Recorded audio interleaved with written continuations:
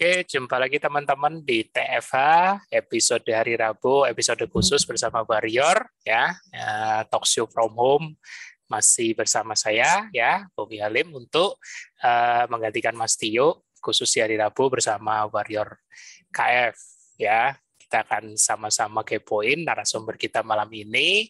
Mungkin teman-teman sudah sering mendengarnya dalam channelnya beliau.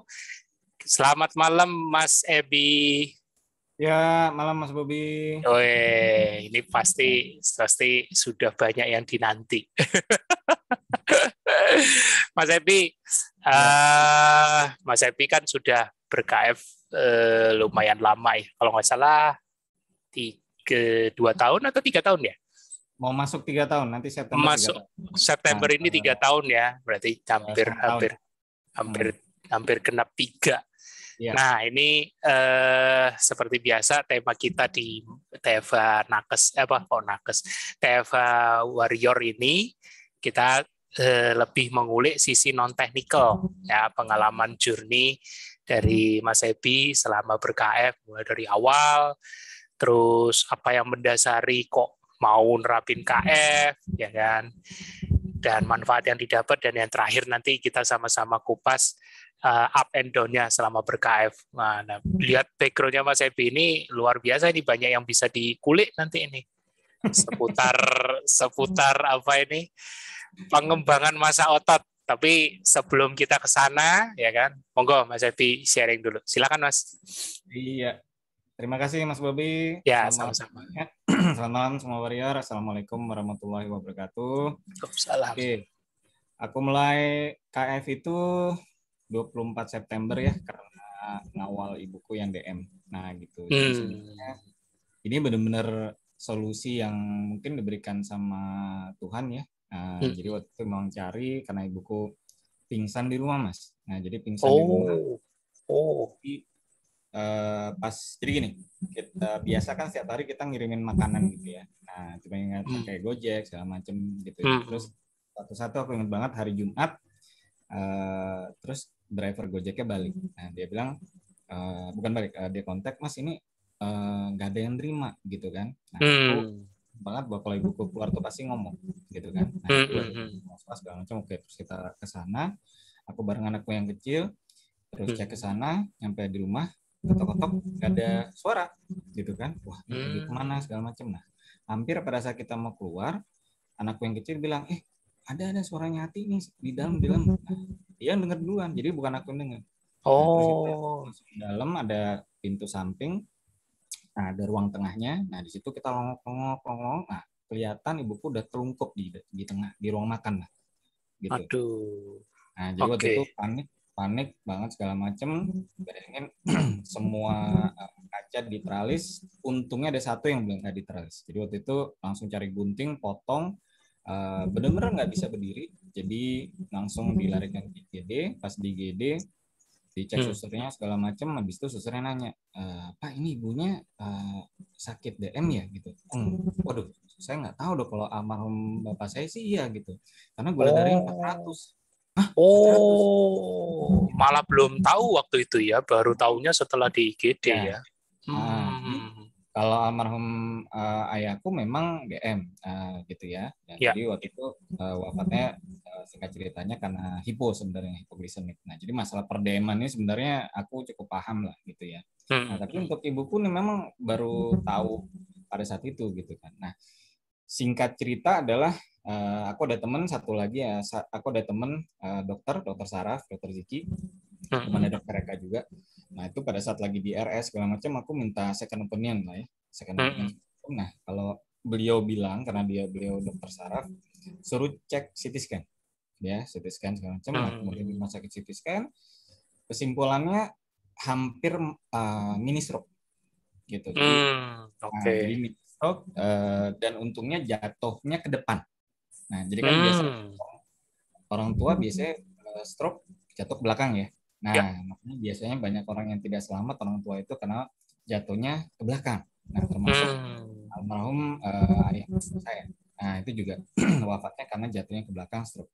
Nah, ini alhamdulillah jatuhnya ke depan. Nah, singkat cerita 5 hari di rumah sakit, sempat fatal 2 harian, ya, tapi alhamdulillah hari ketiga keempat normal. Nah, PR-nya kan setelah itu tuh Mas. Nah, PR-nya setelah itu adalah gimana mengembalikan gulanya, nah gula darahnya.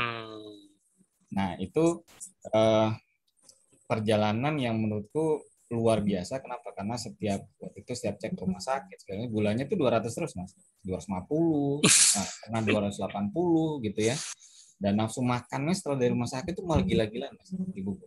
Nah, jadi kayak apa ya? Kayak orang bingung gitu mau diapain, ganti beras merah, ganti roti gandum. Nah kan kita udah tahu sendiri sekarang ternyata itu kan sama juga kan, gitu kan. Aku nggak ngerti kan gitu ya. Jadi sebenarnya adalah ganti ini supaya supaya turun, tapi nggak turun gitu loh. Nah, jadi udah berjalan kejadian yang ke Desember, berjalan Januari, Februari, Maret, sampai Lebaran juga lewat. Kemudian, nah itu periode setelah Lebaran pada saat itu adalah kalau nggak salah bulan Agustus itu BPJS ngeluarin aturan rumah sakit rujukannya harus berubah. Nah, lupa aku pokoknya. Jadi rumah sakit yang biasanya kami periksa ibu di sana, nah itu pindah. Jadi harus nggak boleh di situ lagi. Nggak boleh langsung ke situ. Padahal yang di situ aja itu kami udah antre dari jam 5 subuh gitu. Ini lebih jauh lagi. Waduh, udah tambah pusing nih. Gitu kan. Nah, pada saat lagi pusing kayak gitu, nah aku sebenarnya adalah tadinya nyari gini. Nah, ini sebenarnya agak unik nih KF-nya. Jadi di saat lagi nyari solusi buat itu yang juga kebingungan solusinya gimana. Nah, aku sendiri memang lagi nyari apa ya, karena aku kan gemuk ya. Nah, tapi kan mikirnya adalah kurus. Nah, pengen kurusnya adalah mikirnya kan nge-gym. Nah, sebenarnya adalah aku tuh lagi browsing pokoknya untuk nge-gym lah biar kurus segala macam. Nah, ketemu KF ini gitu. Kenapa? Pada saat ketemu KF ini agak lucu nih. Pas lihat kok orang-orang keto pada nge-gym kenapa ya? Aku lupa deh, waktu itu ada yang sharing siapa, ada Mas Firman juga, aku inget ya. Oke. Nah, terus ini ya gitu kan. Nah, tadi aku masuk dari situ. Jadi aku masuk dari kafe di situ. Nah, setelah masuk ke dalam, lihat lagi kan, kok ada DM nih, testimoni DM apa nih? Nah, gitu kan. Terus aku pelajarin segala macam. Oh, ternyata gini segala macam. Udah, semua aku protokol aku pelajarin semua segala macam. Nah, kemudian ya udah aku cuma solusi kesimpulanku cuma satu, ya udah ini benar-benar solusi untuk orang yang punya DM. Ya karena memang solusinya stop karbo kan gitu. Kalau secara logika aja sebenarnya dulunya sudah paham harusnya kan karbo minim, tapi kan kita nggak ngerti ada keton, ada zat lain yang bisa menggantikan si karbo ini kan gitu. Jadi setelah pelajarin protokol segala macam ya udah gitu. Jadi waktu itu aku bilang sama ibuku, udah sekarang kita mulai keto. Nah jadi kan aku harus nemenin kan.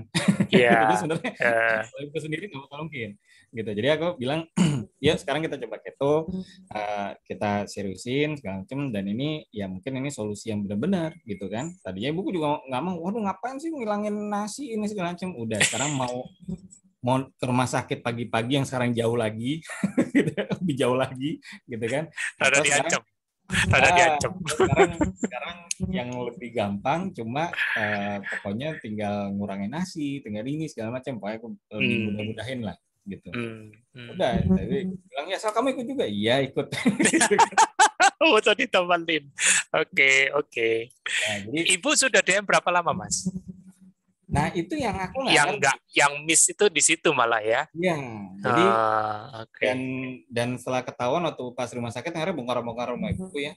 Jadi ke Gap itu ibuku punya kopi saset yang diet itu. Gitu. Gambreng, Mas. Nah, itu kayaknya biang keroknya di situ. Jadi makanya kalau aku lihat orang minum kopi saset tuh, aduh, ya tuh bukan kopi lagi ya. Gitu ya, itu kopi yang creamer, yang kopinya cuma berapa persen doang, sisanya gula semua, ya kan? Nah, jadi aku mulai KF dari situ, Mas. Gitu. Jadi mulai KF dari situ, terus sambil dengerin semua video Mas Tio tuh aku ubek-ubek semua, Mas. Gitu. Padahal dulu kan ada video Mas Tio yang penjelasannya agak jelimet banget tuh ya. Nah itu aku dengerin, nggak mudeng juga dengerin, gitu kan? Kan ada tuh video 2016 tuh. Iya. Gitu, yang Mas Tio jelasin apa, orang ngomong apa ya gitu. Aku coba pelajarin gitu. Oh gitu ya, ya udah. Pokoknya semua tuh video aku iniin. Nah sampai pokoknya bulan kedua ibuku GDP-nya bisa di bawah 200, 180. Wah. Nah jadi progres itu yang menurutku sangat luar biasa. Walaupun aku tahu bahwa kalau orang DM pasti nggak akan bisa cepat ya, gitu ya. Nah Ya. jadi karena gulanya lama dan ternyata emang aku tahu setelah di KF ini aku tahu bahwa ternyata ibuku udah DM-nya sepertinya udah lama Mas gitu. Jadi puncaknya itu ya pada saat pingsan di rumah itu. Tapi luar biasanya eh, sensasi atau apa ya kalau dibilang paid off gitu loh, terbayar saat Mas Happy nerapin ini. Mungkin nggak tahu apakah Mas Happy waktu itu walaupun secara logika masuk akal, tapi ya udahlah kita coba. Soalnya selama mengganti-ganti nasi beras merah lah atau apa itu kan ya mentok aja di GDP cuma 250 ya kan. Nggak Iya, pernah di bawah 200 ibaratnya dan kan. yang lebih pusing tuh nafsu cravingnya ibuku tuh Nah, luar biasa. itu, Jadi kalau misalnya itu. di rumah bikinin kerupuk nih gitu ya, satu toples itu udah bisa habis sendiri nah ibuku. Jadi, Di roti gandum tuh ya, nah beli roti gandum 10 piece ya, 10 slice kan. Terus sehari bisa habis Mas. Gitu. Jadi mana ya ini ya solusinya kan kita udah ngerti, maksudnya secara paham di pemahaman dulu adalah mengurangi makan segala macam, tapi ya emang nggak bisa karena karbo itu nagih banget gitu. Iya, betul. Gila, ngeri banget gitu. Oke. Nah, itu bisa turun di bawah 200 dalam berapa lama, Mas? Bulan ketiga. Bulan ketiga ya. Dahsyat. Oh, cek dokter bulan ketiga 170 kalau nggak salah gitu kan, 170, 150. Nah, itu mantan sekitar situ tuh. Pokoknya di bawah 100 mah agak lama. Itu butuh lebih dari 6 bulan ya untuk nembus di bawah 100. Nah, tapi begitu ibu lihat gitu ya happy juga dia ya. Semangat juga jadi. Dokternya bingung juga. Oh, ini ibu gimana? Nah, ini aku yang udah kasih wanti-wanti ke ibuku adalah gak usah bilang ketak itu. Ya, pokoknya ke dokter udah diem aja gitu kan, udah diem.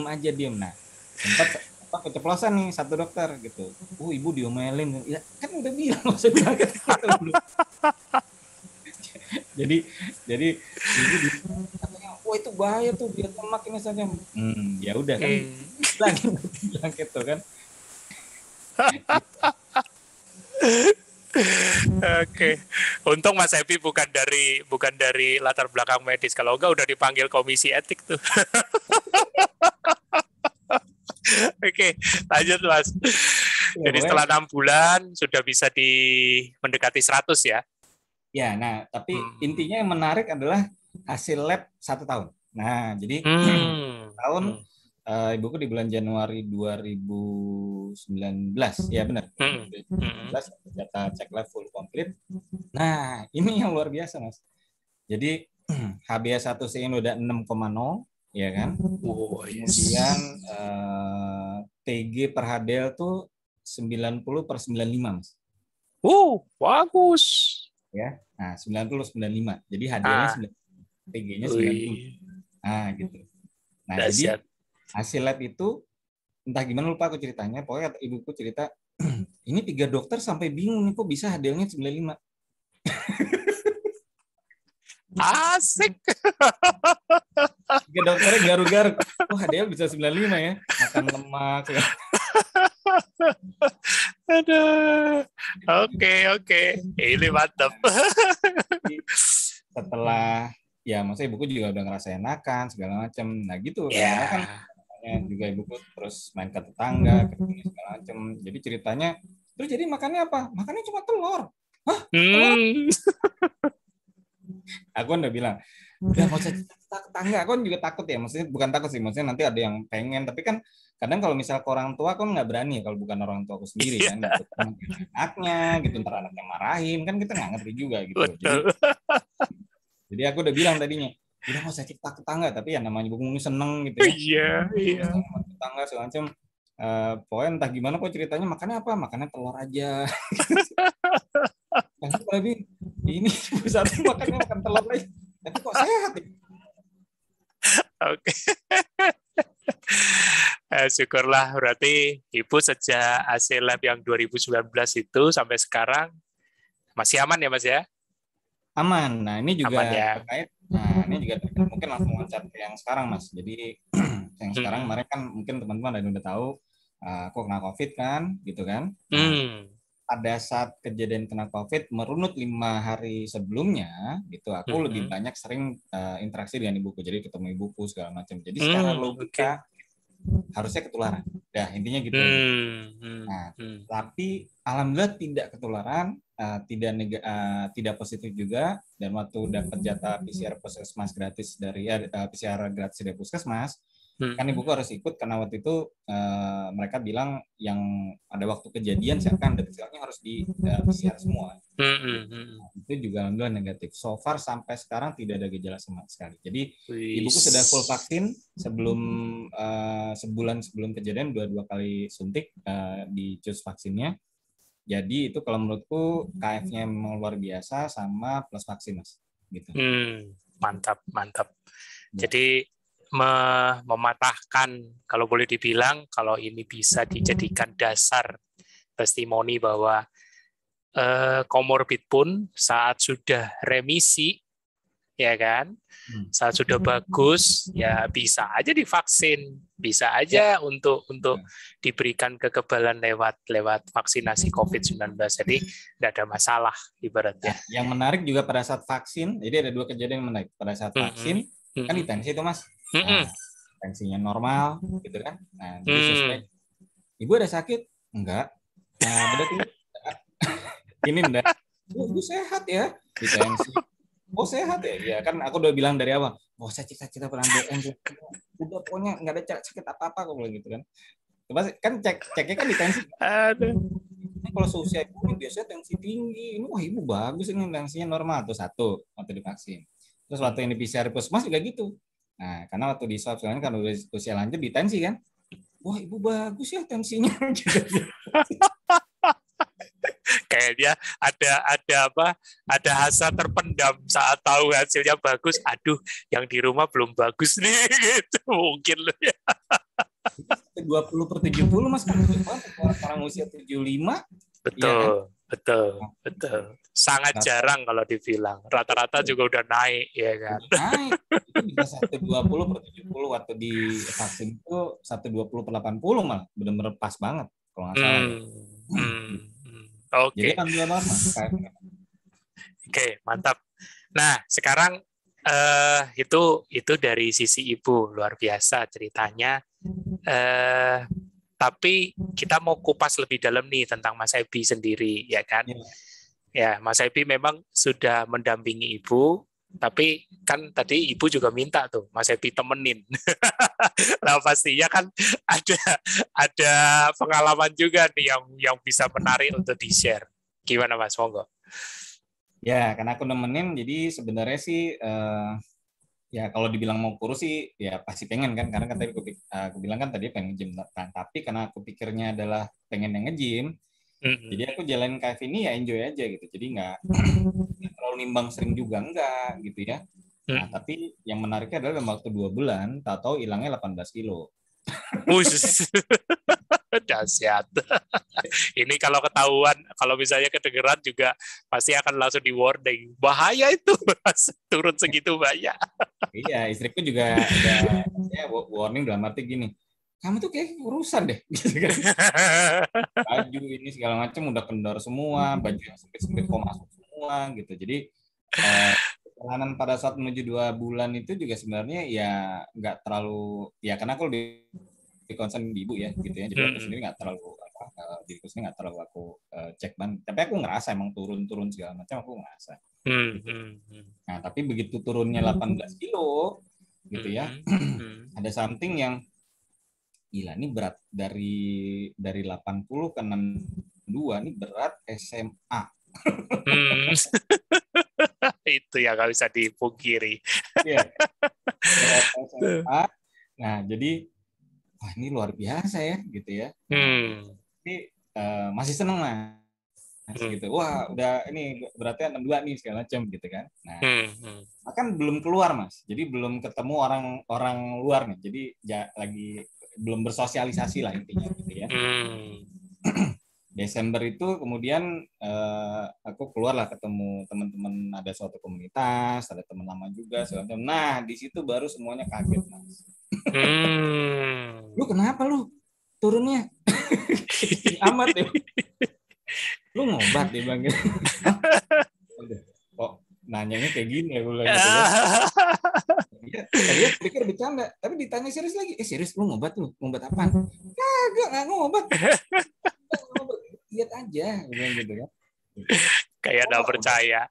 Nah, ramai tuh Mas, gitu. Jadi ramai ini semua tuh ada yang komen, ya pokoknya macam-macam lah gitu kan. Ya aku bilang sih, ya itulah dia keto-keto bilang gitu kan. Gitu. Oke. Setelah ketemu teman-teman lama segala macam, yang mereka kaget dan kemudian mereka ngelihat aku kecekingan gitu dan karena kan gini ya, kadang kalau misalnya kita belum lihat foto sendiri atau lihat badan sendiri kan mungkin kita akan ngelihat sehari-hari kan, kita kalau dilihat sama orang lain kan pendapat orang lain itulah yang apa ya, karena mereka jarang lihat kan gitu loh. Nah disitulah saat mereka lihat aku ceking, soalnya kan benar-benar pada saat itu aku lihat iya cekingnya. Kayaknya mesti lihat dulu nih, tadi Mas Ebi sudah share foto nih ya. Nah tuh bisa kebayang tuh. Ini foto di gap sama Mbak Nila nih. Di gap sama Mbak Nila. Thank you Mbak Nila. Ini di ILC Mas. Ini foto di. Jadi ILC dari aku mulai turun 62 tuh nggak naik, nggak turun ya 62 aja terus ya gini terus nih.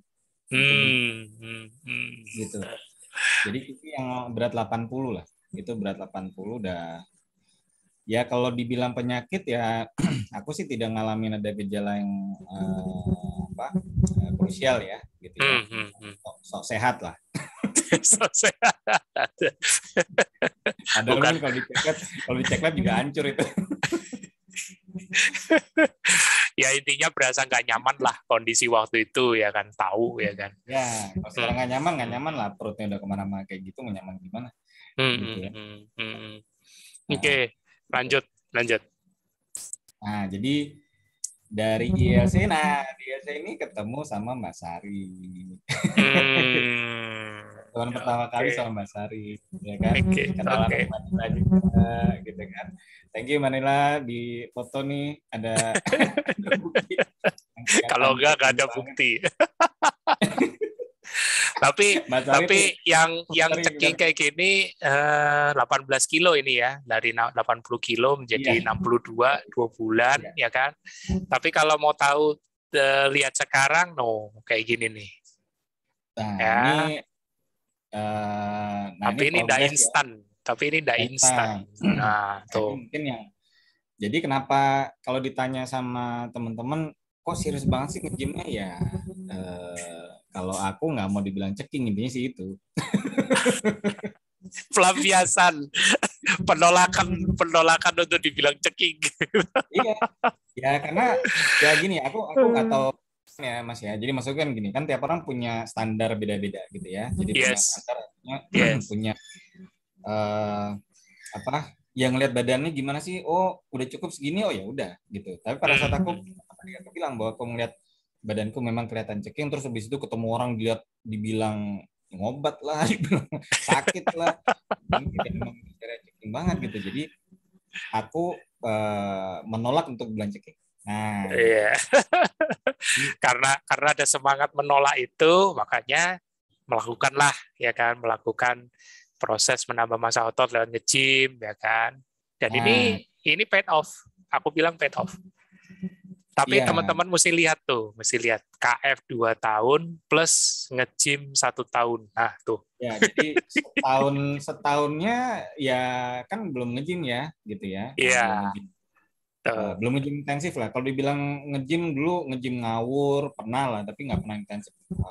Ya dibilang ya biasa lah, gitu-gitu aja, gitu kan. Nggak pernah serius. Ya gimana mau serius? Nggak ada ininya, gitu kan. Nggak ada yang mandu, nggak ada ini segala macam gitu. Nah jadi ini menurutku ya waktu itu karena waktu itu juga nanya ke Mas Tio kan, ya latihan beban. Ya kan Mas Tio pasti jawabnya kan gitu kan. Simple. Beban. Kan simpel. Nah, jadi habis diomong gitu kan garu-garu kita kan. Nah, latihan beban ya. Oke, ya udah berarti nge-gym ya. Oke lah, berarti kembali ke tujuan awal. Nah, jadi balik lagi Mas. Jadi waktu itu aku melihat adalah tujuan awalku waktu ketemu KF karena ngelihat pengen nge-gym gitu kan. Ya udah, berarti oke lah. Seriusin lah gitu kan. Nah, jadi aku mulai nge-gym awal Juni 2019. Nah, setelah Lebaran. Nah, persis Mas, setelah Lebaran. Jadi setelah Lebaran aku sign up di gym Mega Gym di Jakarta ini gitu kan. Nah, jadi seriusin gitu loh. Benar-benar seriusin. Oke, dan memang paid off ya. 2 tahun, nge-gym 1 tahun. Nah, ini masih nge-gym sampai sekarang. Tapi nah, ini yang mungkin sedikit ini. Ini kan berotot 66 kilo, ya kan? Ya. Kalau tadi kan 80 pertama, kemudian jadi 62 dulu ya. Ya. Nah, kemudian naik jadi 66, apakah langsung naik atau bagaimana Mas waktu itu? Nah, jadi ini butuh proses ya. Jadi butuh proses yang namanya kita memang harus rutin latihan beban. Nah, di sini yang kalau aku lihat teman-teman warrior masih on off gitu. Nah, jadi misalnya gini nih, seminggu udah latihan, minggu depan off gitu kan. Nah, minggu depannya lagi baru latihan lagi. Nah, ini yang biasanya kalau aku bilang nggak konsisten jadinya. Nah, kan kalau kita mau memang serius bangun otot, ya memang kuncinya harus konsisten banget, nggak bisa enggak gitu. Nah, jadi di sini kalau aku sharing ke teman-teman, mungkin polaku tidak bisa ditiru sama teman-teman karena memang ya karena kembali lagi ya tujuannya yang tadi di awal adalah karena aku memang nggak mau bilang checking, jadi aku langsung mengambil jalan serius gitu. Jadi serius dalam arti memang aku belum serius nih gitu kan, mau build, mau bangun massa otot, mau jadi kuat, pokoknya semuanya aku seriusin. Nah, sekaligus menjadi kan gini, aku tuh orangnya anti mainstream Mas. Jadi kalau melakukan sesuatu, kalau ada hal yang anti mainstream justru aku senang. Jadi makanya pada saat waktu dukung ibuku berKF, ini kan hal yang anti mainstream ya. Nah, gitu ya. Jadi ini aku seneng gitu loh. Wah, orang-orang makan karbo, gua makan karbo. Nah, gitu kan. Nah, sama pada saat waktu nge-gym, orang biasanya nge-gym itu kan harus makan karbo gitu kan. Jadi aku sendiri juga punya challenge, artinya ini KF ini bisa nggak ya gitu ya, benar-benar ya aku udah lihat sih, maksudnya Mas Firman dulu Mas Firman sharing segala macam, dan ada berapa ya pokoknya teman-teman dulu, siapa Mas Niko ya, ada Mas Niko, badan juga jadi segala macam. Nah, tapi kan aku mau bukti diriku sendiri kan. Nah, gitu. Bener bahwa dengan pola 5 pilar KF ini bisa nggak sih bangun otot bener? Karena kan ini pola yang sebenarnya anti mainstream juga di dunia fitness, gitu kan? Karena kalau di dunia fitness, ya lu makan karbo gitu loh. Lu harus kuat ya makan karbo. Pada saat nge-gym waktu dapat jatah PT pertama, dapat jatah 3 kali itu aja gitu kan, siap mau latihan, Mas udah makan Mas? Belum. Nggak makan sarapan pagi gitu kan. Oh, hati-hati Mas, nanti bahaya. Enggak apa-apa, udah tenang aja.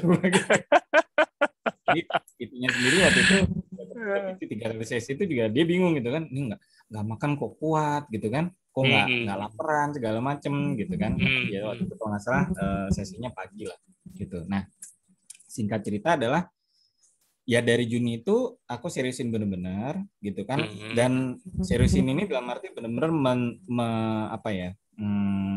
mempelajari hal baru dalam hal bangun otot di kondisi yang ketosis. Nah, karena setelah aku lihat di luar negeri dan sebagainya, ya memang bisa gitu loh. Nah, tinggal sekarang gimana caranya, memang harus seriusin. Karena sebenarnya modalnya adalah kalau kita mau bangun massa otot, yang modalnya adalah protein, bukan karbonya.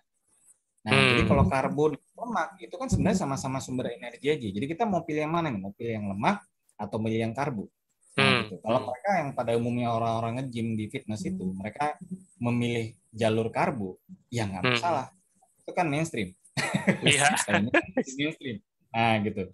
Jadi yang anti mainstream ini yang aku seriusin gitu. Jadi aku bener-bener tanda kutip ngulik bener-bener emang gimana caranya bisa bangun otot ini di kondisi yang ketosis dan terutama fastosis, fasting on ketosis.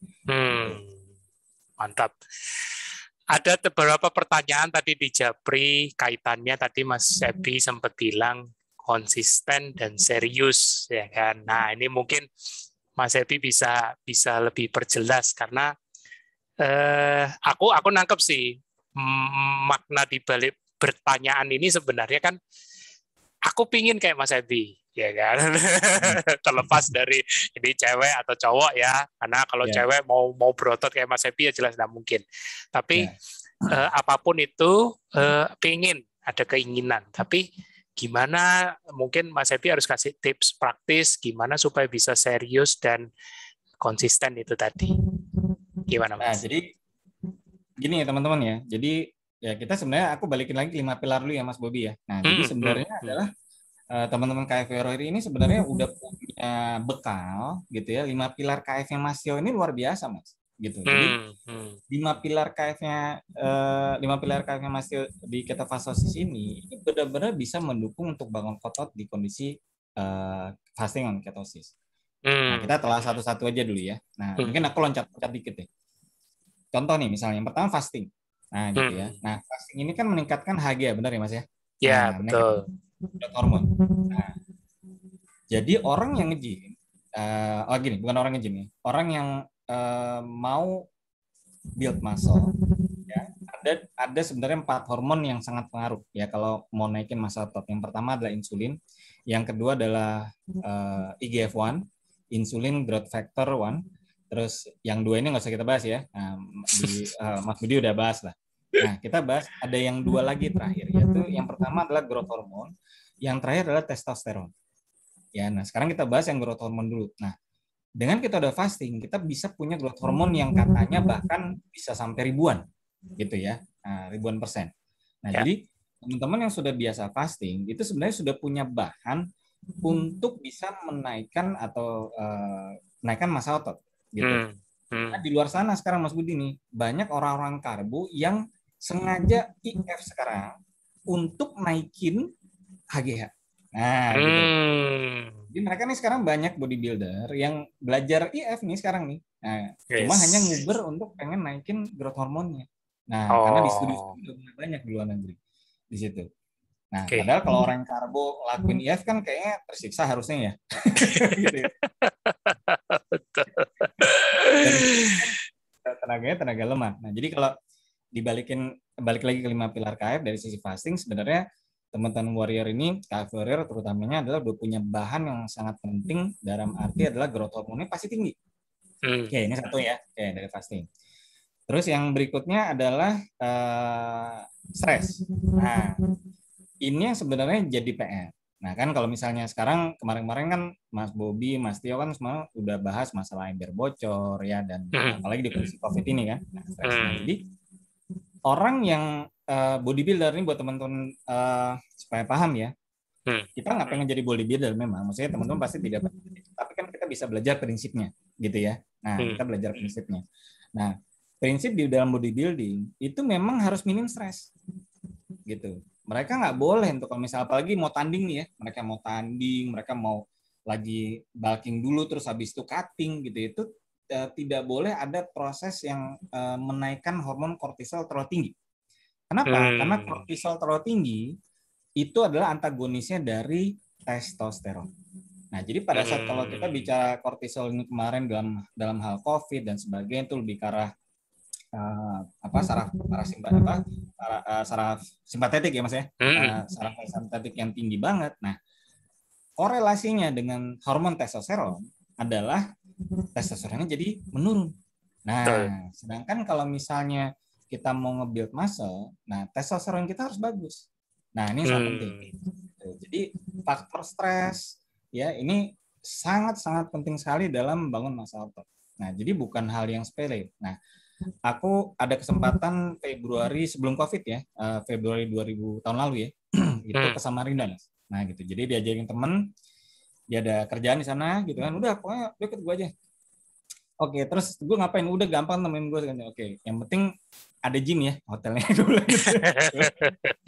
Udah gampang di sana, gampang dan dulu nanti ngizin aja udah. Berangkat nih. Nah, ada. Terus di sana ternyata ada gymnya Mas Adera, Rai Fitness di Samarinda. Ya. Driver di Samarinda ada Mas Eni, ada Mbak Damayanti, ya, dan ada beberapa orang lainnya. Ya. Aku sempat balik papan juga, ada ketemu beberapa warrior, tapi saya nggak bisa ketemu budok kita, gitu kan. Nah, di Samarinda, aku ketemu waktu ke fitnessnya Mas Adera ini, ketemu PT-nya Mas, gitu. Jadi ketemu PT-nya namanya Bang Edi.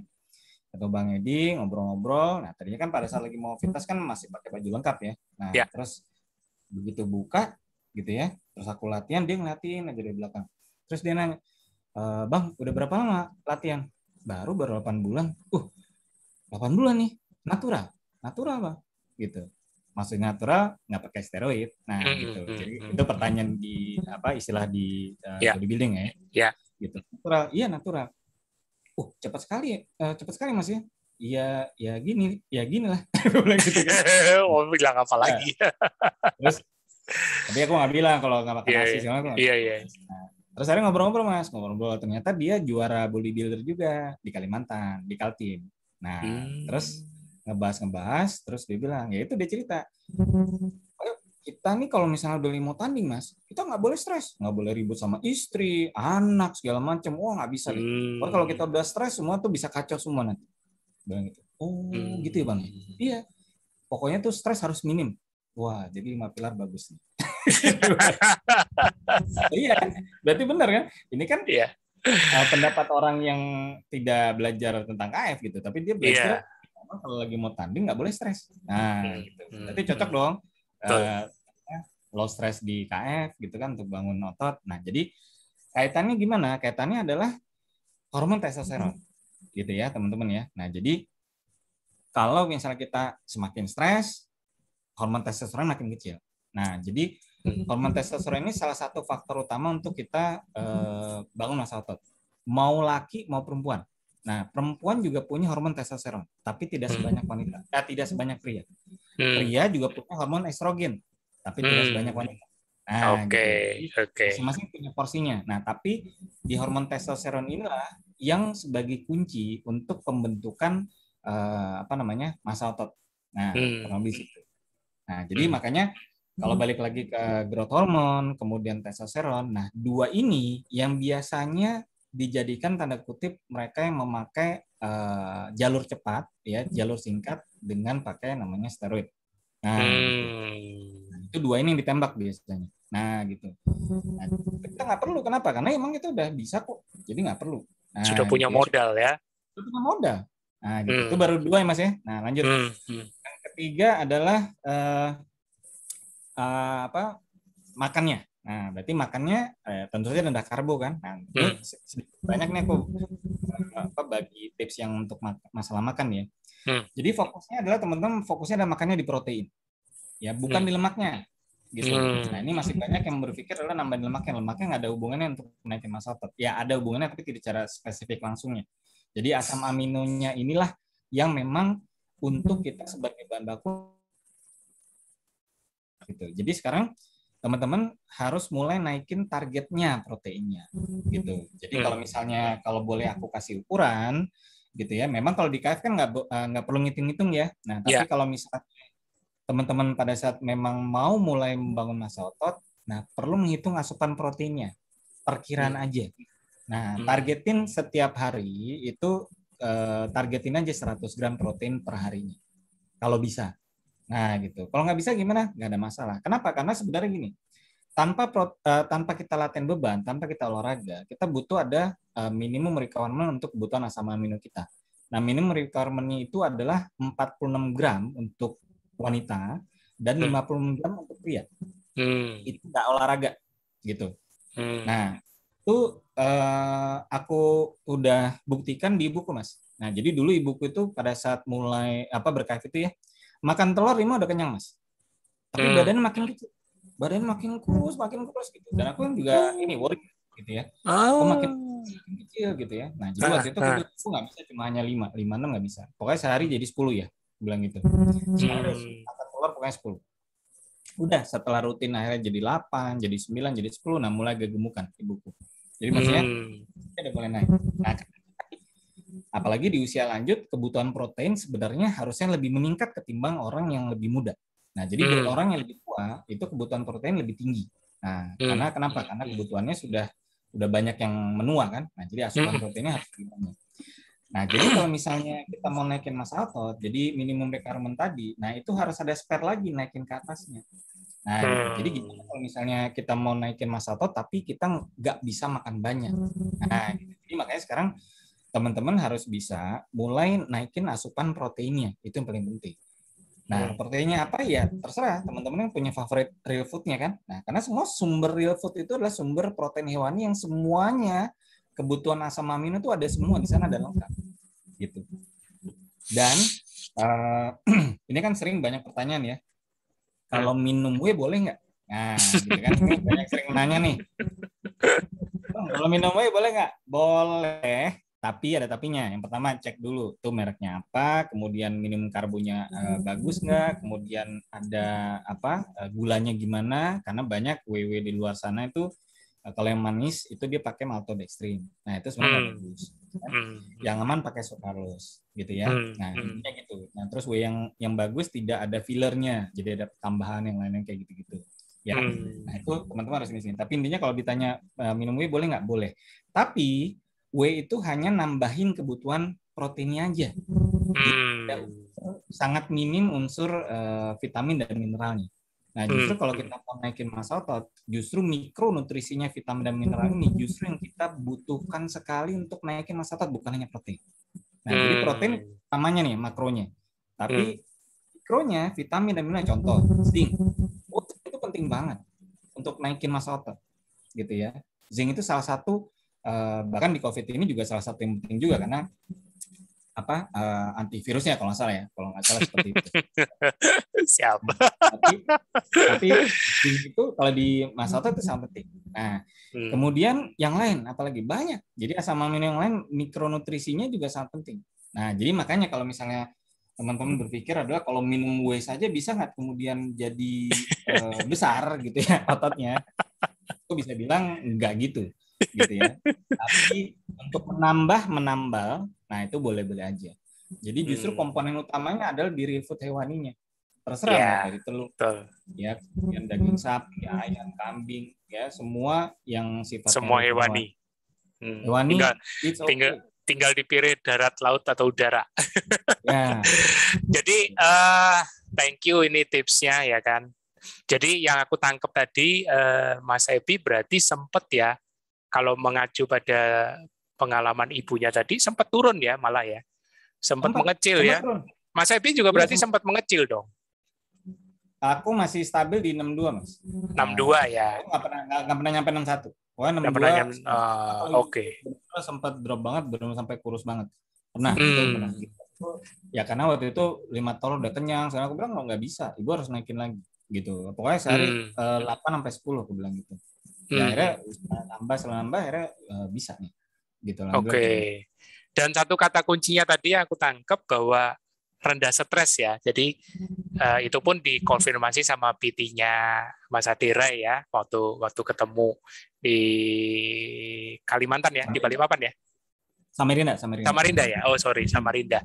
Dan artinya kan ketika kita stres justru malah membuat kacau. Kalau ini dikaitkan sama apa ini yang sering Mas Tio sampaikan, yang sering edukasi, teman-teman mesti masih ingat ya bahwa saat kita stres kan simpatetiknya dominan dan proses pencernaan ataupun penyerapan nutrisi juga terganggu jadinya.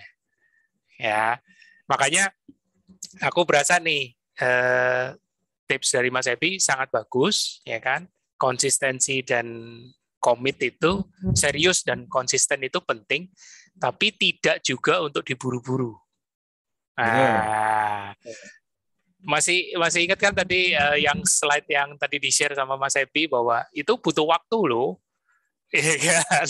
Itu untuk ukuran Mas Ebi yang ukuran Mas Ebi yang sudah serius dan konsisten aja butuh segitu, apalagi yang ya aku nggak bilang itu nggak serius, tapi yang tidak seserius Mas Ebi. Serius sih, pingin juga, tapi kan kan tiap orang punya kompleksitas masing-masing, apalagi punya kelola stresornya masing-masing ya. Ya, jadi jangan pernah membypass seperti tadi Mas Ebi juga cerita. Oh, minum whey protein aja biar cepet dah, biar cepet nambah. Tidak semudah itu. Gitu juga. Cuma nambah proteinnya aja, karena semua whey powder itu tergantung produsennya, Mas. Dia ngisi whey-nya, kemudian isi yang lain itu semua produsennya beda-beda. Nah, gitu. Jadi kita nggak bisa lihat, dan itu cuma hanya proteinnya aja. Mikronutrisinya sangat dikit. Bisa aja dicek aja. Iya, betul banget. Karena itu memang sifatnya whey itu kan protein cepat serap, membantu di saat proses misalnya pencernaan atau penyerapan nutrisi kita lagi keganggu karena tinggi stres misalnya gitu, ya kan? Nah, tapi kalau misalnya teman-teman bisa kelola stresnya bagus, ya nggak perlu sebenarnya. Tapi sekali lagi kan tidak dilarang, boleh. Nah, itu Mas, ada hubungannya lagi Mas dengan fenomena ember bocor Mas. Nah, fenomena ember itu dengan vitamin D. Nah, vitamin D itu juga sangat pengaruh ke testosteron. Betul. Kalau ember bocornya masih besar, vitamin D-nya terganggu, testosteronnya juga terganggu. Nah, gitu. Betul banget. Jadi itu semua terkoneksi semua gitu ke ujungnya dengan testosteron. Jadi hormon stresnya juga terganggu ke testosteron gitu kan, karena kortisol tinggi, testosteron makin turun. Ember bocornya makin gede dengan stresornya tinggi, vitamin D turun, gitu mau dihajar dengan suplemen tapi embernya bocornya besar banget dari stresor yang besar, ya testosteron juga turun juga. Nah, keren. Gitu. Nah, ini share lagi dari Mas Ebi tentang hasil bangun otot fasosis 1 tahun lebih ya di KF ya. Tuh bisa kelihatan tuh. Nah, jadi mungkin ini aku jelasin ke teman-teman ya. Jadi ini aku mulai 4 Juni nge-gym ya. Nah, 2019 ini terakhir 23 Maret 2021 gitu ya. Nah, jadi kalau dari sisi BB, nah jadi ini teman-teman mesti pahamin ya. Nah, mungkin dari pertanyaan ini cek kayak gini di mana? Nah, ini yang susah jawabnya. Karena memang ini hanya ada biasa di tempat gym, dan sekarang ada di beberapa dokter dokter diet atau dokter cantik kan ada. Nah, sekarang mereka punya nih vanitas seperti ini, gitu ya. Nah, jadi kalau kita lihat sekarang ada lagi nih, berat badanku naiknya 4,9, tapi massa ototnya naiknya 8,3.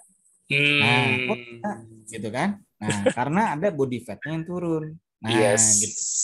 Nah, jadi makanya pada saat teman-teman mulai latihan beban gitu ya, bagi yang teman-teman body fat-nya masih ada gitu ya, masih lumayan banyak, nah itu akan bisa menurunkan body fat memang. Kenapa? Karena dengan kita latihan beban, kita akan menaikkan namanya metabolisme. Nah, ini kalau lihat metabolisme ada yang di bawah ya, itu adalah yang BMR ya, dilihat BMR ya, di bawah yang di bawah BMR. Nah, jadi yang di awal sebelum aku nge-gym, aku metaboliknya cuma hanya 1.300-an. Ya. Nah, pada saat massa ototku sudah banyak, sudah naik 8 kilo lebih, ya BMR pun naik jadi 1.600-an. Nah, ini yang membuat metabolisme kita semakin cepat. Nah, jadi memiliki massa otot yang makin banyak itu membuat metabolisme di tubuh kita itu tuh makin bagus. Nah, itu yang paling penting. Nah, jadi kalau dilihat dari sini adalah alhamdulillah aku berhasil menaikkan lebih dari 8 kilo ya. Nah, ini sebenarnya bisa besar Mas Budi, cuma karena waktu itu kan tahun lalu kan kepotong PSBB, gym tutup total tuh. Nah, turun lagi. Serius Mas, dulu turun lagi Mas. Nah, iya gitu. Ya. Turun lagi. Nah, karena kalau udah biasa nge-gym segala macam, nah itu gini. Nah, ini yang sering juga banyak yang teman-teman bertanya atau sering ya gini. Udah naik nih BB-nya, terutama yang underweight nih ya. Udah naik, Mas udah naik nih 3 kilo. Terus saya berhenti lihat, kok turun lagi Mas? Lah iya ya. Karena otot itu harus di-challenge. Nah, kita yang kita hasilkan itu belum permanen. Belum. Mana caranya buat permanen? Lama. Gitu ya. Itu kalau dia lama. Dan harus rendah stres. Betul, rendah stres. Nah, contoh gini Mas, jadi banyak yang misalnya ada beberapa warrior yang ikut pelatihan di Keto Fitness itu contoh gini, Mas, aku pengen ngecilin paha aku gede banget ya. Kenapa ya? Gitu ya, Mbak. Nah, sebelum senang olahraga apa, Mas? Senang olahraga ada goes nggak? Oh iya, aku senang goes, Mas. Ya, itu gede pahanya gede otot, bukan gede lemak. Nah, jadi kalau gede otot, ya nggak bisa dikecilin, Mbak. Ototnya, Pak. Itu ototnya udah permanen. Nah, itu ya. Nah, ada lagi misalnya yang apa? Mas, aku udah besar nih, udah bidang. Oke, Mbak dulu sering renang? Iya, aku sering renang. Nah, jadi sekarang Mbak fokusin di bawah. Karena yang otot dada ini yang di atas, ya itu udah permanen nih. Gitu. Nah, jadi otot kita permanen itu butuh waktu bisa mungkin lebih dari 5 tahun, ya kita nggak tahu gitu. Tapi bisa dikorelasin bagi teman-teman yang sebelum KF punya olahraga tertentu yang biasa dilakukan. Nah, itu biasa ada otot tertentu yang main bola, biasa kakinya besar, betisnya, calfnya, ya otot betisnya. Nah, jadi olahraga yang biasa kita mainkan sebelum KF itu biasanya akan menghasilkan otot yang permanen. Ya. Dan besar yang teman-teman luar KF kan mager nih, mager men dan mager lagi ya. Sama kayak aku kan kecil banget. Nah, jadi kalau dilihat dari tadi masa otot yang tadi itu Mas Bobi, itu masa ototnya kecil banget gitu. 20%. Nah, itu yang namanya skinny fat. Jadi skinny fat tuh gini, udah ceking gitu ya, tapi masa ototnya lebih kecil lagi. Nah, itu sebenarnya parah banget gitu. Jadi parah banget. Jadi kondisi aku tuh dulu parah banget gitu. Jadi body fat ya udah sebenarnya body fatnya udah normal ya, tapi karena masa ototnya kecil ya jadi kelihatan badannya kecil banget. Nah, betul, gitu, betul. Itu yang kadang-kadang suka miss karena teman-teman ini banyak yang masih patokannya hanya di angka berat badan. Udah itu aja. Nah, ini yang makanya nggak bisa patokan di situ ya. Nanti kalau kita nanti kalau nggak ada alat yang kayak gini ada dalam bentuk gambar lah. Jadi perkiraan aja. Nah, gambarnya kalau kayak gini kira-kira body fatku berapa segala macam. Nah, kurang lebih gitu. Mas, aku lanjut lagi yang tadi masalah makanan, Mas ya. Oh iya, monggo. Nah, jadi balik lagi ya teman-teman ya, tadi ada pertanyaan, 100 gram protein itu sehari atau sekali makan? Sehari. Nah, gitu ya. Tapi kalau misalnya mau yang bagus, kalau teman-teman serius, ya targetin kalau bisa sampai 2 kali berat badan. Kalau bisa. Ya, tapi paling nggak 100 gram dulu aja. Coba jajal itu dulu. Ya kan nggak bisa langsung dong, gitu kan. Nah, terus yang berikutnya gimana caranya ningkatin nafsu makannya? Kalau bisa refillnya jangan terlalu lama dengan selesai latihan beban. Kalau bisa. Karena latihan beban itu sudah pasti habis itu lapar. Pasti. Nggak mungkin nggak. Gitu. Tapi kalau makin lama jedanya, gitu ya, makin lama jedanya nih, kan kita fasting nih. Yeah. Nah, makin lama, apalagi habis itu diajar BPC, minum kopi, minum segala macam, setelah makannya nggak kenyang. Jadi yang tadinya laparnya sudah ada, laparnya lupa. Nah, gitu. Padahal kita butuh laparnya itu untuk masukin si asupan asam aminonya ini. Nah, dari protein. Itu tuh. Kalau saranku, nah, jadi refillnya jangan terlalu lama. Jadi selama aku latihan beban, nanti ini ya karena tiap orang beda-beda Mas ya. Jadi karena ada yang kerja, ada yang ini segala macam. Tapi selama 2 tahun aku latihan beban intensif ini, aku tidak pernah refill setelah latihan beban itu lebih dari 2 jam. Nggak pernah. Maksimal. Itu pasti aku udah refill. Nah, tips juga buat teman-teman yang refill pertama kali, ya jadi kan kita fasting nih. Nah, kita refill pertama ya, targetin minimal 50 gram. Kalau bisa 50 gram proteinnya ya, minimal 30 gram.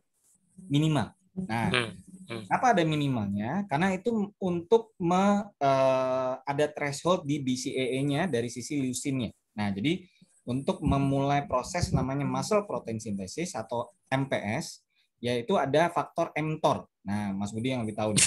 Nah, gue dikasih PR. Nah, mTOR ini yang untuk memulai proses muscle protein sintesisnya. Nah, jadi kalau bisa refill-nya itu proteinnya 30 gram. Nah, untuk memenuhi standar minimum leucinnya. Jadi kan di asam amino ada komponen utama yang sangat penting itu adalah namanya leucin. Nah, leucin itu yang memulai proses MPS-nya. Nah, jadi kalau kita fasting nih, apalagi udah makan udah lama segala macam, nah itu setelah anabolik terjadi katabolik lagi karena kita latihan beban kan. Nah, kita hajar kan. Nah, itu katabolisme terjadi tuh. Ya, massa ototnya disobek. Nah, untuk mengembalikan proses dari katabolik yang massa otot yang kita lakukan setelah selesai latihan beban, nah, kita harus balikan dengan minimal ada 30 gram proteinnya di refill yang mulainya. Jadi misalnya kalau 16/8 jam 12-nya. Nah, gitu. Oke. Okay. Ya. Nah, terus berikutnya nih. Nah, berikutnya adalah hubungan sama testosteron tadi.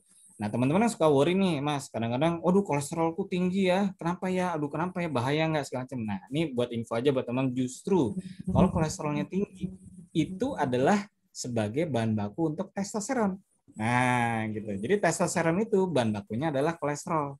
Nah, gitu. Jadi semakin tinggi kolesterol total ya. Nah, kolesterol totalnya makin tinggi, itu akan bisa sebagai tanda yang bisa membangun untuk sumber bahan baku untuk di testosteronnya tadi. Nah, gitu.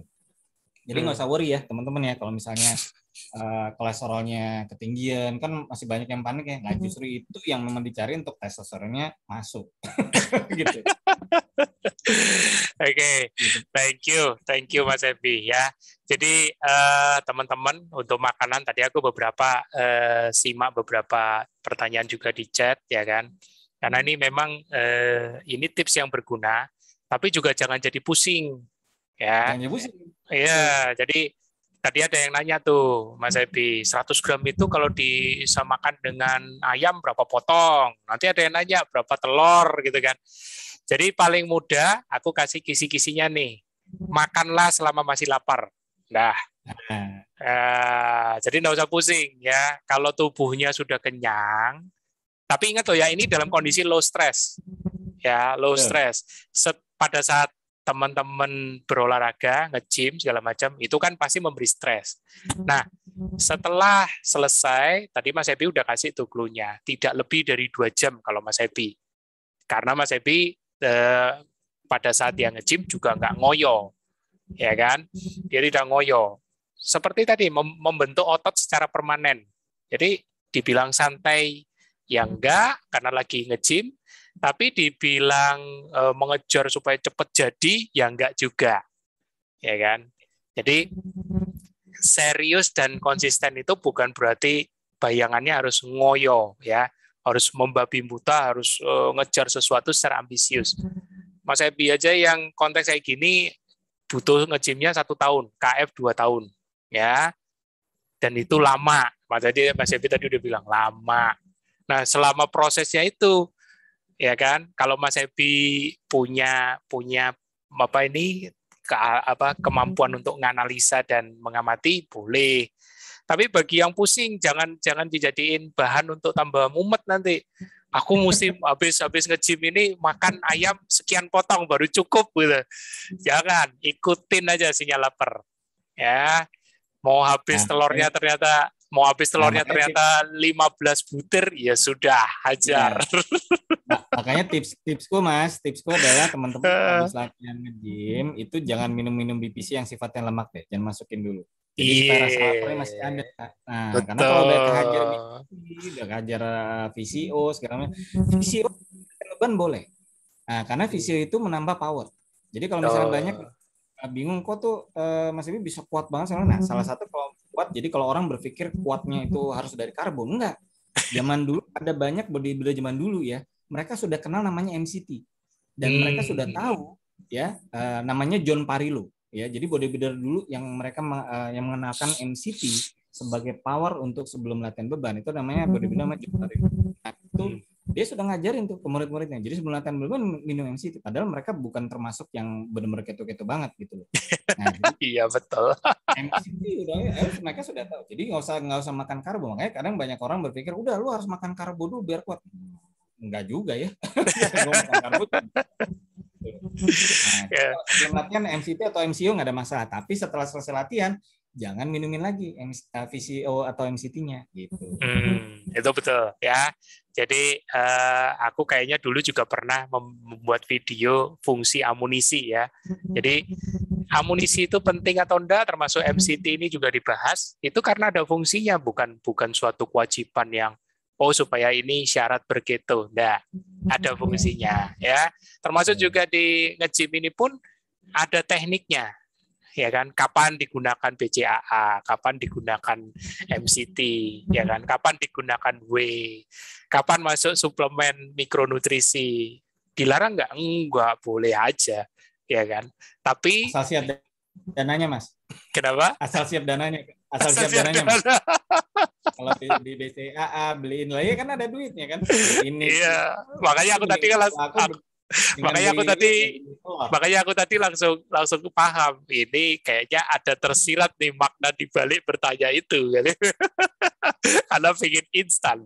Tapi itu wajar. Teman-teman bertanya seperti ini memang harus kita jawab supaya teman-teman tidak salah langkah, ya kan? Jangan sampai usaha menambah otot ini teman-teman salah menerapkannya sehingga terjadi hasil yang tidak diinginkan, ya kan?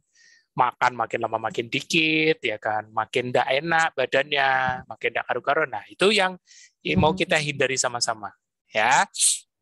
Oke. Nah, ini Mas, kita masih bahas yang masalah makanan boleh, Mas? Nah. Boleh nih kalau ada tipsnya lagi. Nah, mungkin bisa tolong disetelin yang ada 2 videoku aku, Mas. Oh iya, boleh, siap. Nah, ini ada video pertama ya, teman-teman ya. Jadi, aku tahun lalu ikut tanding. Nah, teman-teman bisa lihat dulu. Sorry. Sebentar. Sound-nya aku lupa share. Nah, jadi ini ada 2 video ya, teman-teman ya. Jadi, selain membangun massa otot, aku juga konsentrasi di powerlifting. Ya, jadi kalau powerlifting itu ngangkat beban yang paling kuat.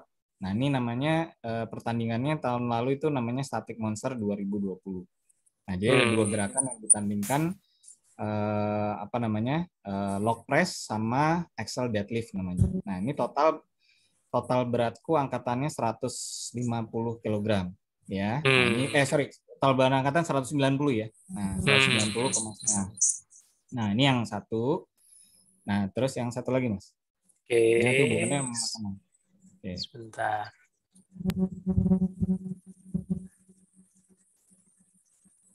Oke, jadi kalau misalnya dalam angkat beban tuh bisa, yang penting kan kita mau naikin massa otot ya. Nah, jadi bisa ada 2.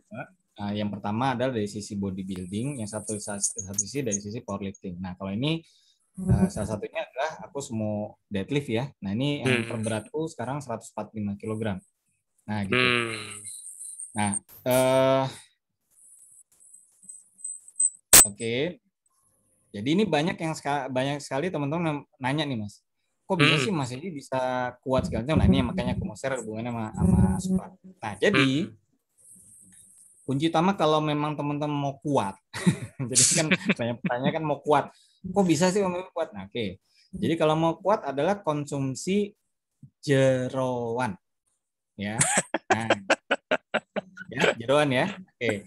Apa aja terserah, mau jantung boleh, hati boleh, ampela boleh, usus nggak ada masalah. Pokoknya namanya kalau di luar negeri organ meat ya. Nah, di organ meat ini ya itu sudah dikenalkan sama bodybuilder namanya Vince Gironda ya. Dulu itu pokoknya tahun 70-an.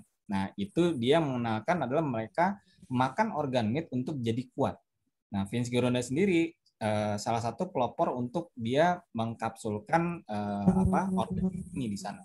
Nah, gitu. Intinya dengan kalau misalnya kita asupan kita adalah jeroan gitu ya, itu bisa meningkatkan power. Artinya kalau misalnya nanti teman-teman mulai mau angkat bebannya lebih berat lagi, nah itu nggak akan masalah. Jadi makanya kalau misalnya teman-teman gymku pada bingung, Mas Bobi gitu. Mas, itu beneran nggak makan? Enggak, emang nggak makan gue. Jadi dia bingung. Angkat berat kayak gitu tuh, itu lu nggak makan? Enggak. Emang perut kosong itu waktu itu yang sumo deadlift itu 145 gram masih fasting 19 jam lah. Gitu kan. Nah, jadi ini sedikit masukan ya teman-teman. Jadi kalau mau belajar mau lebih kuat segala macam dari sisi angkatan gitu ya, mau ini yaitu asupan jeroannya lebih banyak. Nah, gitu. Itu tambahannya, Mas. Oke. Kalau aku mencermati dari sisi kandungannya, ya kenapa jeroan itu penting? Tadi sempat clue-nya dikasih Mas Ebi itu, ya kan? Mikronutrisi, termasuk yang di dalamnya ada zinc. Jadi kenapa asupan hewani itu sudah terpenuhi semua, asal yaitu tadi tetap rendah stresnya supaya proses penyerapan nutrisinya bagus. Ya kan? Embernya bocor nggak bisa diserap juga ya, Mas? Iya, bayangin kalau lagi stres suruh makan ya nggak kepengen. Nggak kepengen makan. Nah, utama rendah stres itu luar biasa. Nah, Mas Epi di awal-awal waktu mulai nge-gym ada ini enggak, ada kendala untuk relaksasi setelah nge-gym berat gitu. Karena Mas Epi tadi kan bisa bilang tuh, udah tenang aja, habis nge-gym, habis latihan otot pasti lapar. Kayaknya dulu pernah ngalamin susah lapar kayaknya. Gimana tuh Mas? Kalau untuk relaksasi mungkin ya ini alhamdulillah ya tiap orang beda-beda ya. Jadi Ya, aku orangnya pilar Mas. Hmm. Jadi orangnya pilar Mas. Jadi kalau misalnya diem gini ya, itu Ya. bisa aja ketidur Mas. Ya.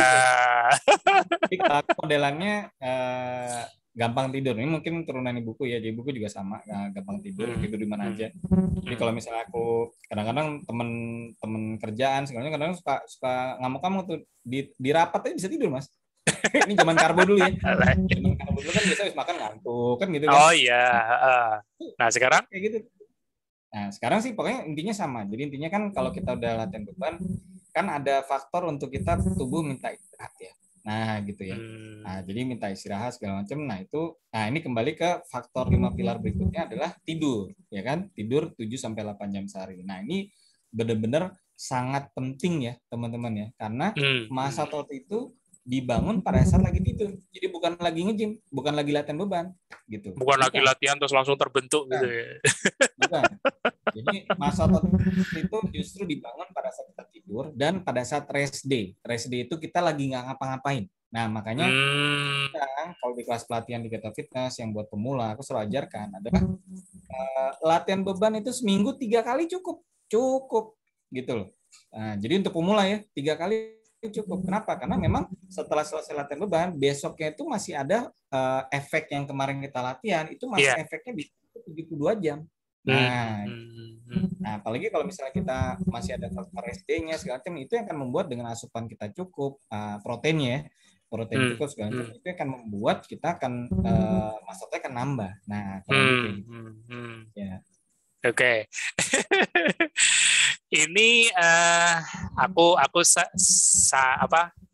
tanggapi aja langsung, mencoba nih memahami juga dari Mas Ferry Novazer ya kan, protein dari dada ayam lebih baik dari jeroan.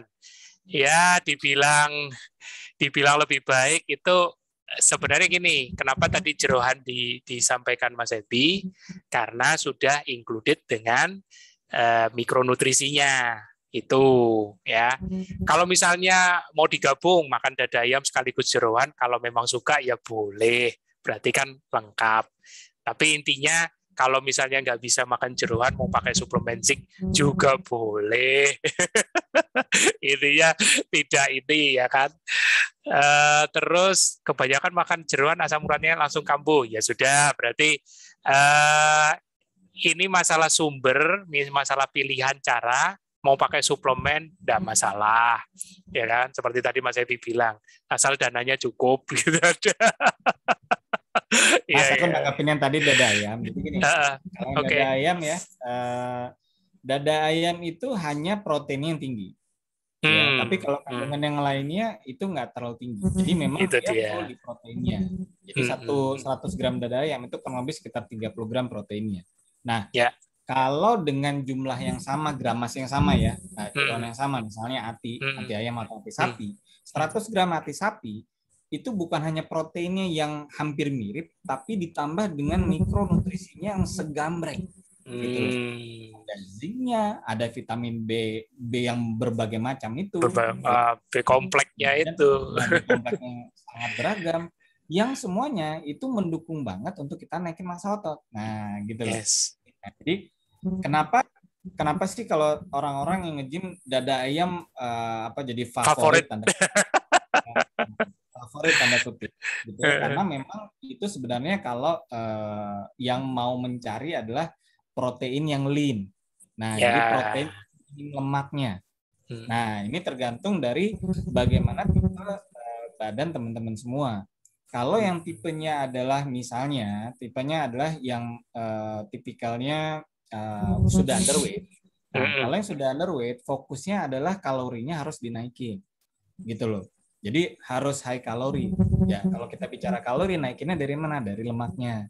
Nah, gitu. Jadi kalau orang yang underweight, jangan makan ya dada ayam terus, gitu. Karena nggak ada lemaknya. kalorinya kecil banget, nggak bisa naikin massa ototnya. Jadi harus surplus kalorinya. Nah gitu ya.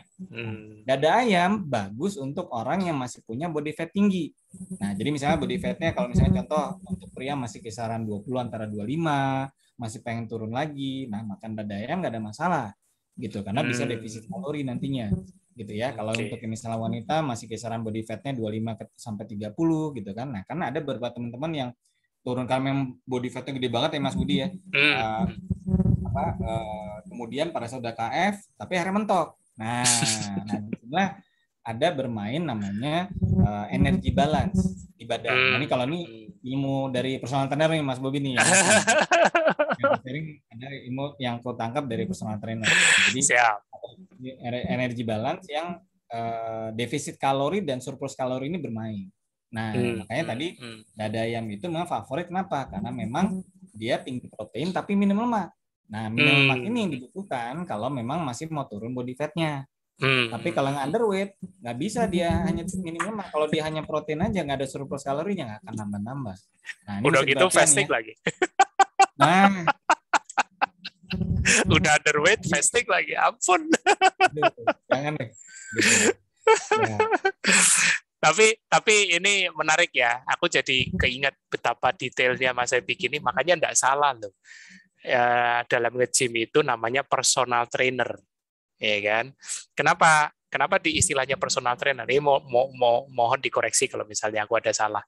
Karena tiap orang punya tuning strateginya beda-beda, ya kan?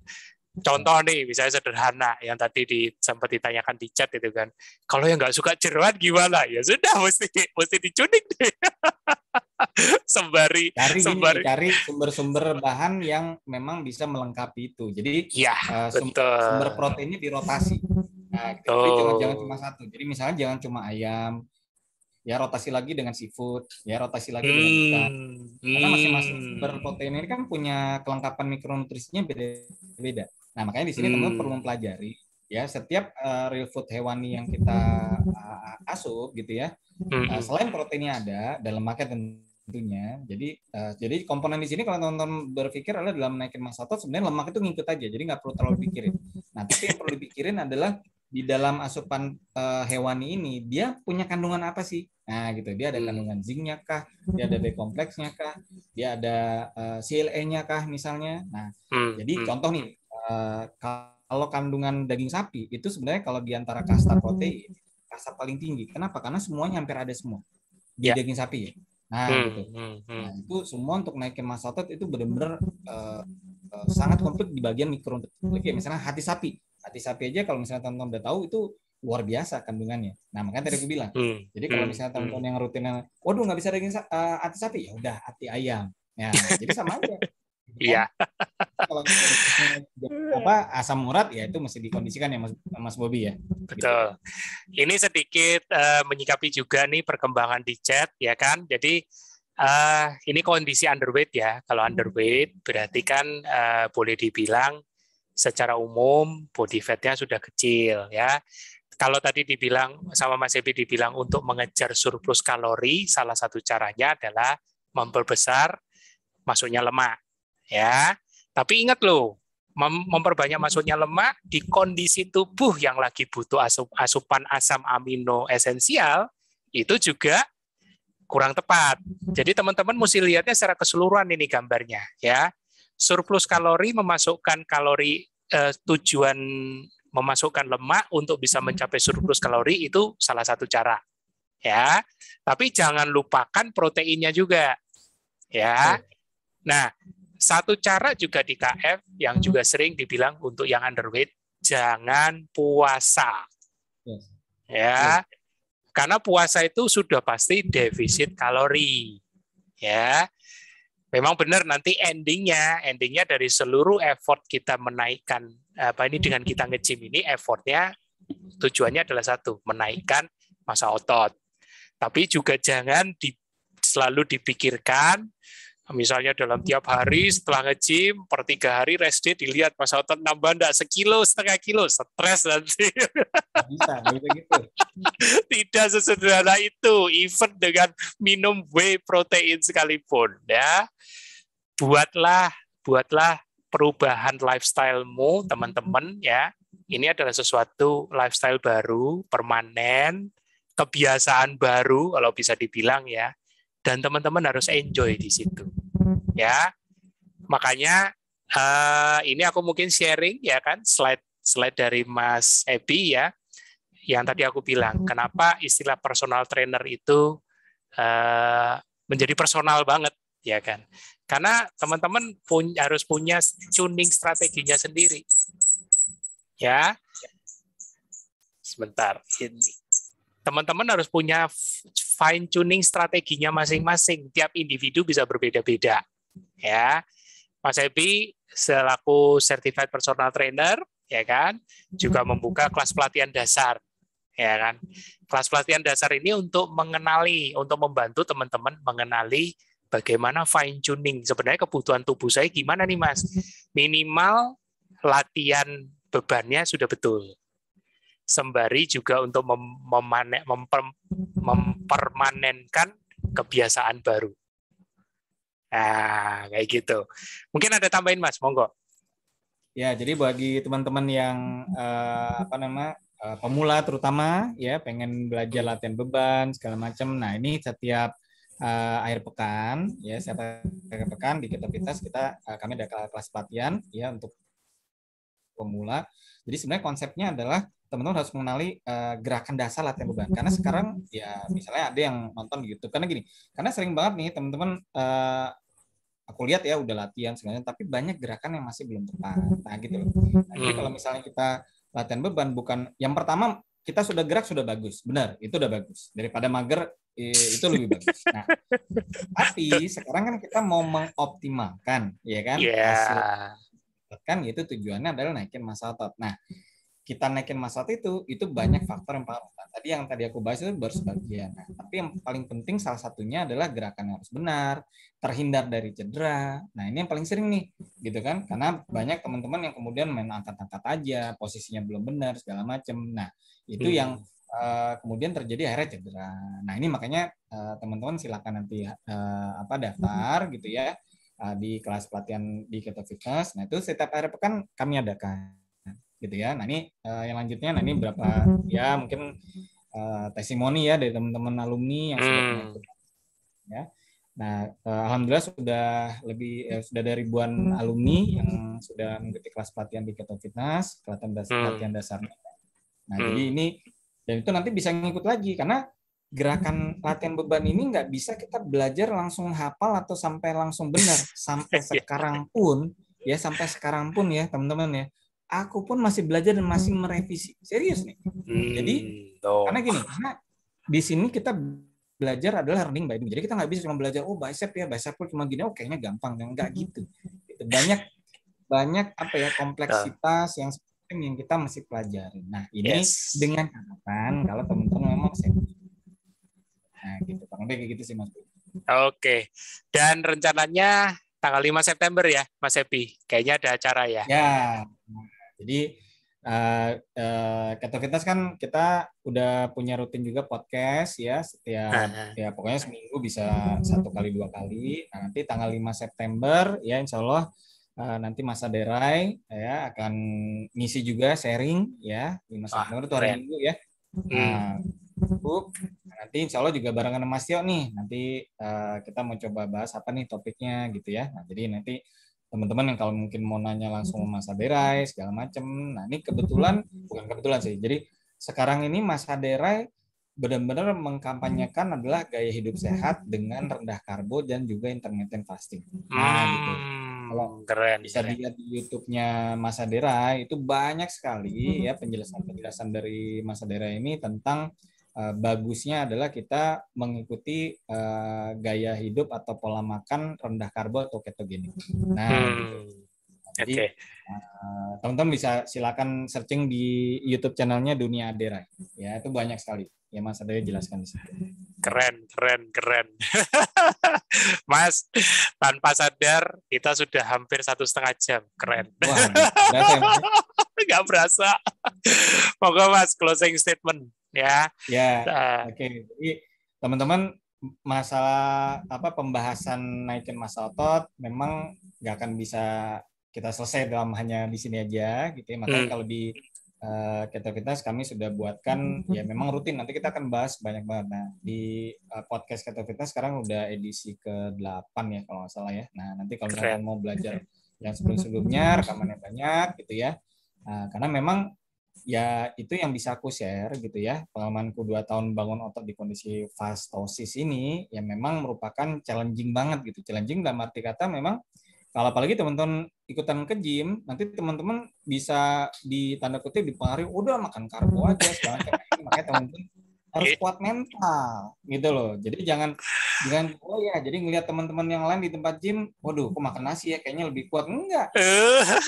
Ya, kuncinya adalah ini aku udah bisa buktikan ya, semua deadliftku bisa 145, itu lebih dari 2 kilo berat badan ya. Jadi kalau orang udah bisa lakukan deadlift lebih dari 2 kilo 2 kali dari 2 kali berat badannya, itu sudah masuk.